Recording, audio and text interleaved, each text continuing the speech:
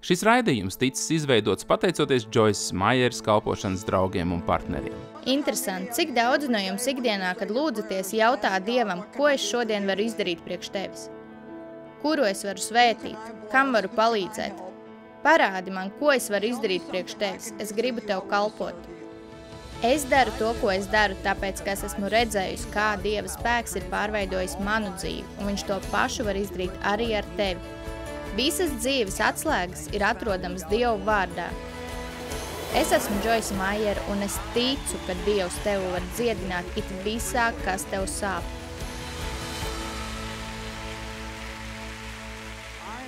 Šajā nedēļas nogalē es mācīšu par to, kā izveidot Dieva raksturu. Cik daudz no jums grib pieaugt un kļūt līdzīgāk Kristum? Garīgais briedums. Nesen man likās, ka Dievs man deva vienkāršu definīciju tam, kas ir garīgais briedums. Un droši vien tas ir vairāk nekā tikai šis viens teikums, bet man tas patīk. Padomājiet par to. Garīgais briedums ir ne tikai lūgt Dievam to, ko viņš var izdarīt priekš tevis, bet jautāt Dievam, ko tu vari izdarīt priekš viņa.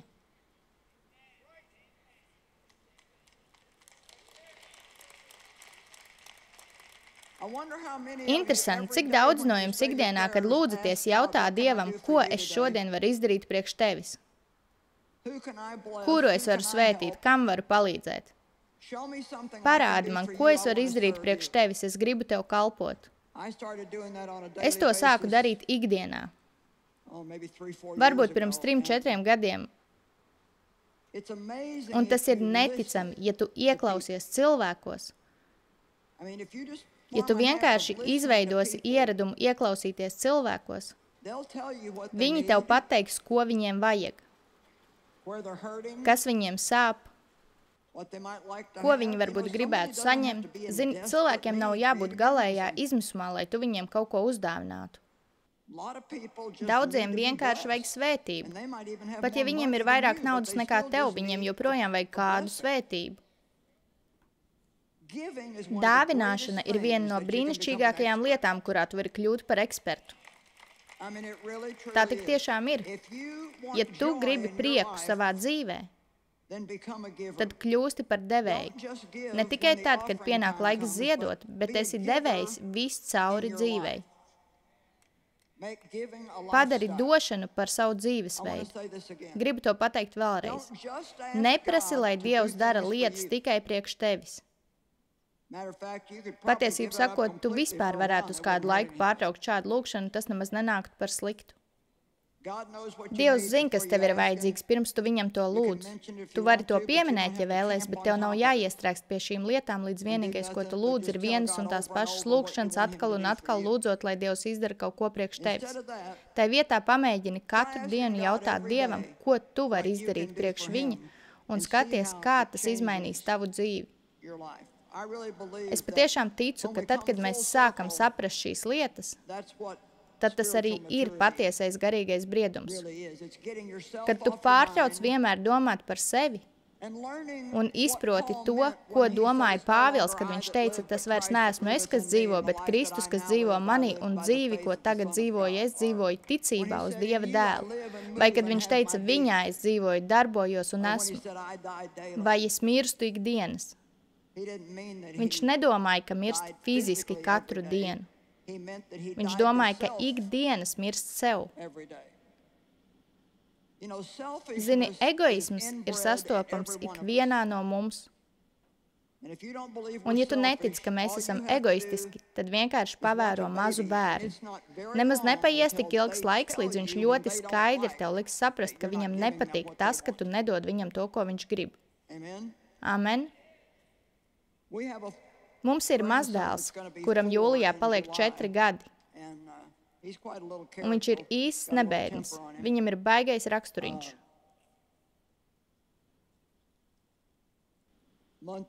Aptuveni pirms mēneša vai 6 nedēļām viņam bija tāda grūta, kašķīga diena. Viņš burtiski katru reizi, kā nedabūja to, ko gribēja, taisīja skandālu. Viņš bija kopā ar mammu, viņi bija aizbraukuši iepirkties, un viņš neuzvedās pārāk jauki, un viņa teica, viņu sauc Braudijs, viņa teica, Braudī, mēs lūksim par tavu uzvedību, un viņa apķēra viņu. Viņa tiešām ir ļoti laba mamma. Viņa apķēra viņu un lūdza. Kungs, mēs lūdzam, palīdz Braudijam būt labam zēnam šodien. Palīdz viņam justies labāk, nejusties tik niķīgam. Palīdz viņam smaidīt un klausīt mammu. Un zināt, kad viņa nobeidz lūkšanu un teica āmen, tad viņš atbildēja nekāda āmen. Viņš nevienojās tajā lūkšanā. Un zini, man liekas, ka reizēm, kad Dievs mums kaut ko saka, mūsu attieksme ir tieši tāda pati, nekāda āmen. Tāpēc kā āmen nozīmē jā, lai tas notiek. Un viņš nebija gatavs tam piekrist. Garīgie zīdaiņi.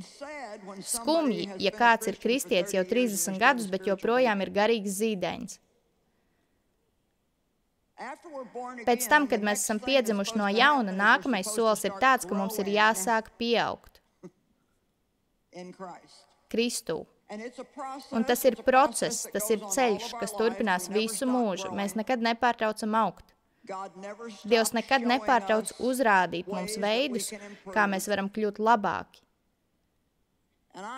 Un es esmu pateicīga, ka Dievs man neatstāja vienkārši tādu, kāda es esmu, bet turpina man dot pamudinājumus un rāda veidus, kā es varu būt vairāk līdzīgi viņam. Amen. Labi, Pāvils rakstīja Korintas draudzei, un jā, viņi bija glābti. Kristīti svētajā garā, un viņi darbojās garīgajās dāvanās. Bet jāatceras, dāvanas tiek dotas. Tev nekas nav jādara, lai saņemtu dāvanu. Tikai tas, ka tev ir garīga dāvana, nenozīmē, ka tu esi garīgi nobriedis. Amen. Un tāpēc viņš viņiem raksta Korintiešiem 3:1-3. Tomēr, brāļi, es nevarēju runāt ar jums kā ar garīgiem cilvēkiem, bet kā ar miesīgiem cilvēkiem, kuros dominē miesīgā daba, kā ar zīdaiņiem. Jaunajā dzīvē, Kristū, kas vēl nespēja runāt. Es mācos no klasiskās paplašinātās Bībeles, ko jau daudzus gadus lietoju un mīlu. Tā paplašina tekstu ar skaidrojumiem no grieķu valodas, un tā kā es pati grieķiski nelasu, man ļoti patīk, ka tas palīdz dziļāk saprast Dievu vārdu un dod nedaudz vairāk ieskatu par citiem tulkojumiem. Un šeit ir rakstīts, vēl neprot runāt. Ko tas nozīmē? Neapšaubām viņi prot runāt.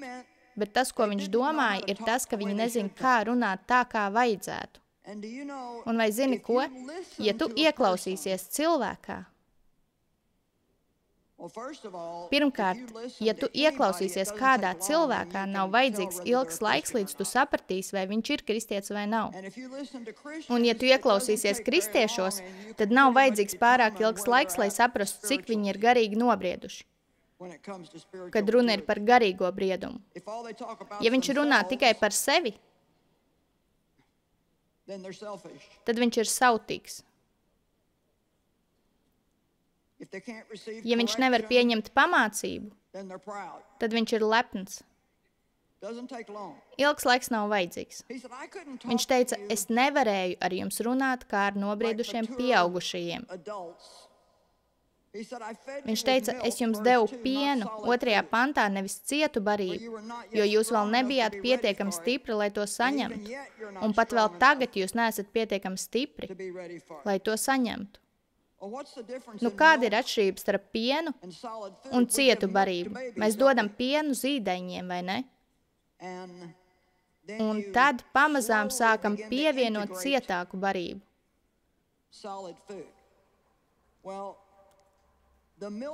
Tāpat arī Dieva vārda piens ir tādi vēstījumi, ko spēj uztvert garīgie zīdaiņi. Tie visi ir par to, ko Dievs var izdarīt manā labā, cik ļoti viņš mani mīl, cik brīnišķīgs es esmu. Visas šīs labās lietas. Un tas ir labi, tās ir labas lietas, ar kurām iesākt. Tas pievelk cilvēkus kādam, kurš nu pat ticis glābts. Viņam nevajag momentāli dzirdēt pārāk spēcīgu vēsti. Viņam ir jānostiprinās savās attiecībās ar Dievu, jāzina, ka viņš viņu mīl, ka viņš grib viņam palīdzēt un atbildēt uz lūgšanām. Bet ja tas ir viss, ko viņš jebkad ir dzirdējis, viņš nekad neizaugs. Es tās saucu par deserta vēstīm. Kārumi. Visiem patīk deserti, bet mēs visi zinām, ka ja tu dzīvos tikai ēdot desertu, vai nu ilgi nedzīvos, vai arī būsi ļoti neveselīgs. Gaļa ir Dieva vārda dziļākas vēstis. Tās ir vēstis, kas konfrontē tavu uzvedību. Tās ir vēstis, kas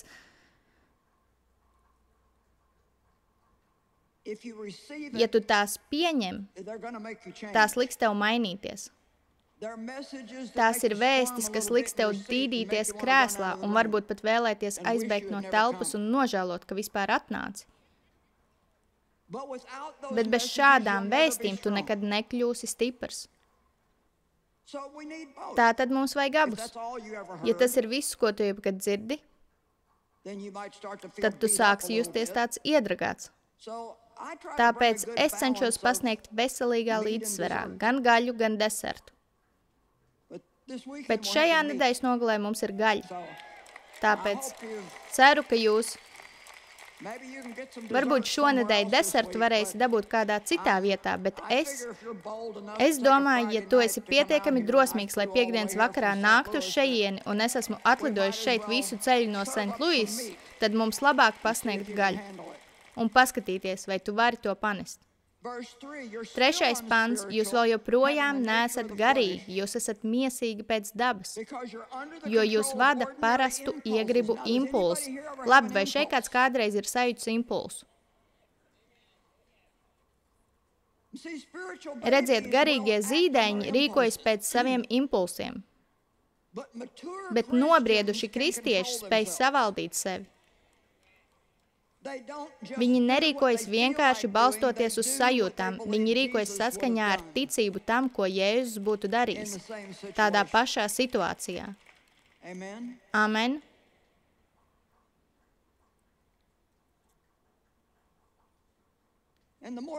Un jo vairāk tu garīgi pieaudz, jo vairāk tu tā rīkojies, visbeidzot tu nonāc līdz punktam, kur gandrīz vienmēr rīkojies kā Jēzus. Tik ilgi, kamēr jūsu starpā ir skaudība un greizsirdība un strīdi, tās ir nesaskaņas un strīdēšanās un šķelšanās, tas ir tad, kad nav vienotības. Vai jūs neesat negarīgi un miesīgi dzīvojot tikai pēc cilvēciska standarta, kā parasti nepārveidoti cilvēki? Tātad Pāvils saka, es redzu, ka jūs neesat nobrieduši, jo jūs joprojām esat greizsirdīgi cits pret citu. Labi, ka mums draudzē tā noteikti nav, vai ne?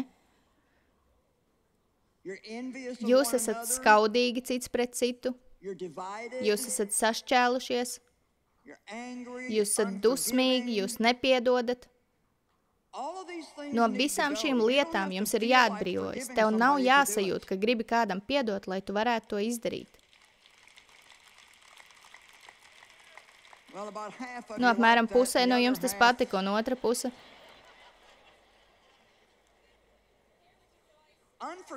Nepiedošana ir milzīga problēma draudzē. Velns iegūst vairāk teritorijas ticīgo dzīvē caur nepiedošanu nekā caur jebko citu. Ja tavā sirdī ir nepiedošana, Bībele māca, ka ja mēs nepiedodam citiem, tad Dievs nevar piedot mums, tā izveido plaisu starp tevi un Dievu. Un es runāju par nepiedošanu gandrīz vai katrā savā dievkalpojumā, jo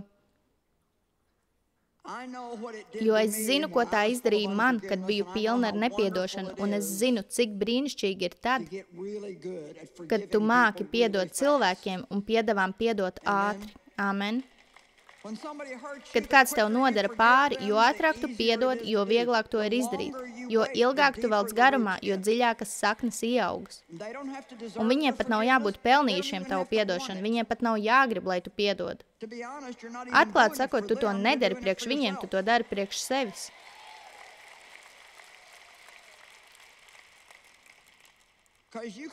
Jo tu vari turēt sirdī nepiedošanu pret kādu, kurš tikmēr dzīvo laimīgs un viņam nerūp tas, ka tu esi aizvainots.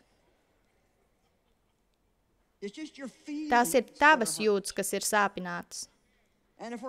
Un ja mēs gribam būt nobrieduši Dieva vīri un sievas, tad mēs nevaram dzīvot vadoties pēc tā, kā mēs jūtamies. Jūtas mūs vienmēr būs, bet mēs nevaram ļaut, lai jūtas mūs vada un kontrolē. Mums tās ir jāatpazīst, jāsaprot, kādas tās ir. Un jāsaka, man neinteresē, kā es jūtos, es joprojām varu darīt to, kas ir pareizi. Šis te stāvēs visu nedēļas nogali, un es ceru, ka tas tiks iegravēts tavā prātā tik stipri, ka katru reizi, kad pieņems lēmumu, tu zinās, ka ir pareizs ceļš un nepareizs ceļš. Un tā ir tava izvēle, kuru no šiem ceļiem tu izvēlēsies. Amen. Cik daudz no jums zina, ka aprunāt cilvēkus viņiem aiz muguras ir nepareizi? Labi, turiet tās rokas paceltas. Cik daudz no jums tomēr to dara?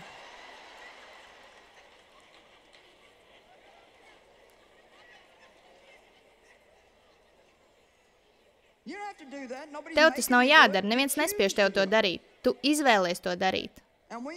Un mums ir jāsāk izvēlēties pareizās lietas. Es pāris minūtes pasludināšu pats sev, cik daudz no jums zina, ka nosodīt citus ir nepareizi. Cik daudz to tomēr dara? Man bija nedēļa, kad mazliet nosodīju. Zini, dažreiz mēs vienkārši sākam un tad turpinam, un tad mums vajag mazu grūdienu no Dieva, lai atgrieztos tur, kur mums jābūt. Patiesībā lieta ir vienkārša. Mums nav jālien citu darīšanās.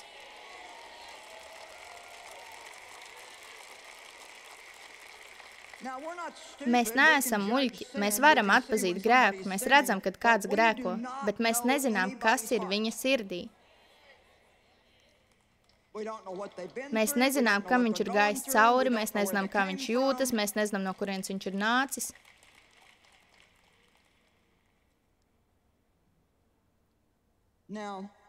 Tātad, lai mēs mainītos, mums ir vajadzīga korekcija. Dievs mums dod savu vārdu, un viņš būtu ļoti priecīgs, ja mēs vienkārši, cik daudz no jums kādreiz esat teikuši saviem bērniem, ja tu vienkārši mani paklausītu, tu šajā situācijā nebūtu nonācis. Ja tu būtu mani klausījis, man nevajadzētu tev atņemt kompjūteru. Ja tu būtu klausījis, tev nebūtu mājas aresta. Dievs arī grib, lai mēs viņu klausam. Bet ja neklausam, tad tas atspoguļosies uz mūsu apstākļiem. Un tas ir mūsu pašu labā.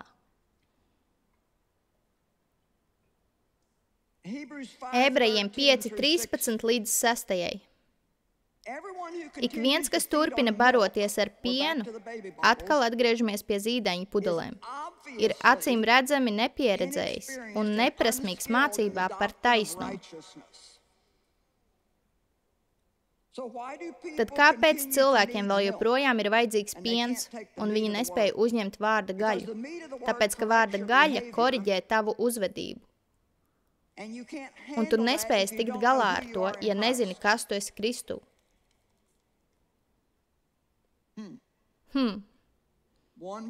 Viens cilvēks šeit satvēra.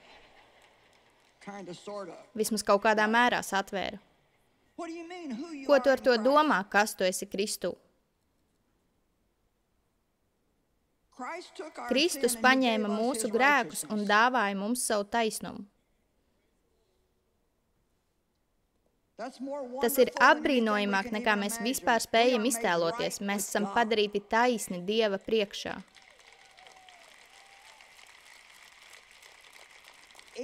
Pat kamēr mēs vēl joprojām mācamies un pieaugam un mainamies, Dievs mūs joprojām redz kā taisnus savās acīs.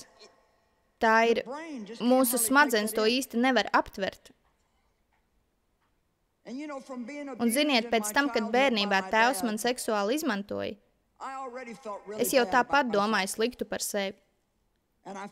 Man bija milzīgas problēmas ar vainas apziņu, jo vienmēr likās, ka es kaut ko daru nepareizi. Pretējā gadījumā viņš ar mani tā neizrīkotos. Un tādēļ man vajadzēja gadiem un vēl gadiem ilgi dzīvot Dievu vārdā un meditēt par taisnumu, līdz beidzot es to tiešām sapratu. Un kad es saku sapratu, es domāju, ka tas nonāca no šejienes uz šejieni. Vai arī, lai es noticētu, ka Dievs mani mīl bez nosacījumiem, ka viņš mani mīl tieši tikpat daudz, kad es neesmu bijusi laba, kā tad, kad es esmu.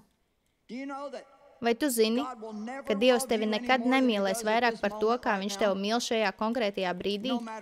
Neatkarīgi no tā, cik daudz labāk tu uzvedīsies, viņš tevi nemīlēs vairāk, tāpēc, ka tu uzvedies labāk. Viņš tevi mīl tāpēc, ka Jēzus nomira par tevi. Amen. Un mēs varam to dzirdēt. Un tas skan jauki. Bet, lai tiešām tam noticētu, tev tas jādzird atkal un atkal, un jāpārlasa, un jāmeditē par to, un jādomā par to. Tieši tāpēc Bībelē tik daudz vietās mums ir teikts meditēt par Dievu vārdu. Tas nozīmē to pārdomāt savā prātā, domāt par to.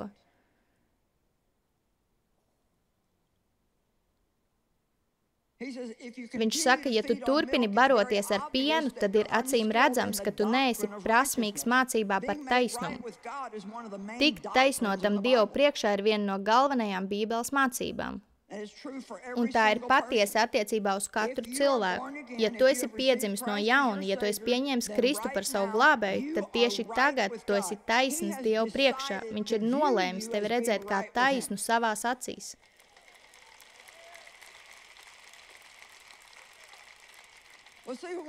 Redzi, kad mēs tiešām nonākam līdz tam, ka varam tam ticēt, ak, cik laimīgi mēs varam būt. Wow! Redzi, katrs, kurš patiešām nopietni uztver savas attiecības ar Dievu, viņš negrib grēkot. Mēs nestaigājam apkārt un negrēkojam apzināti. Bet mēs grēkojam. Un tiklīdz mēs to apzināmies, mēs nožēlojam. Un Jēzus jau ir samaksājis par šo grēku. Tev nav viņu jāpārliecina, lai viņš tev piedod. Viņš to jau ir izdarījis. Viss, kas tev jādara, ir jāpieņem šī piedošana, kura jau ir tev dota.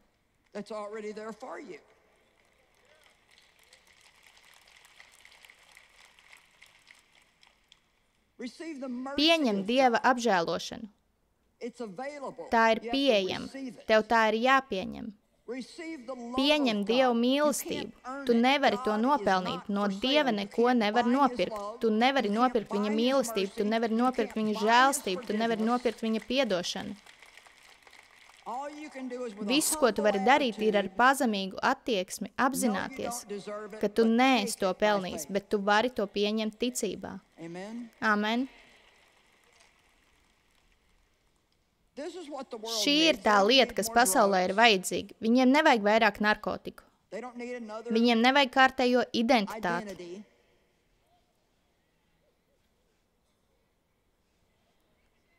Viņiem ir jāzina, kas viņi ir Kristū. Viņiem ir jāzina, ka viņi ir mīlēti. Mēs ceram, ka jūs izbaudījāt šīs dienas raidījumu.